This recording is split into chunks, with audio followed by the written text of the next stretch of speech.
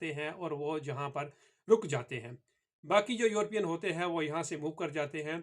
European जो यहाँ UK में जो रहते हैं उनको पता है कि यहाँ पर जो यूरोपियन है वो वैन ड्राइवर होते हैं या तो फिर लॉरी ड्राइवर होते हैं या वो वेयर हाउसेज में काम करते हैं। खासकर रोमानियन, बल्गारियन और पोलिश जो लोग हैं वो वेयर हाउसेज में काम करते हैं, लॉरी ड्राइवर होते हैं, वैन ड्राइवर होते हैं।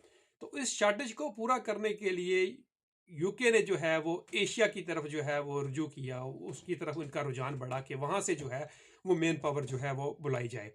तो इस हवाले से जब उन्होंने स्किल्ड वर्कर वीज़ा का जो है एक स्कीम शुरू की, पाकिस्तान से काफ़ी सारी तादाद में जो है स्किल्ड वर्कर वीज़ा पर लोग जो हैं यूके में आए। उसके बाद तकरीबन इसके ठीक जब ब्रेग्जिट होता है 31 जनवरी 2020 को, उसके ठीक 2 माह बाद मार्च 2020 में यूके में लॉकडाउन लग जाता है, पेंडेमिक आ जाता है, कोरोना आ जाता है। तो होता क्या है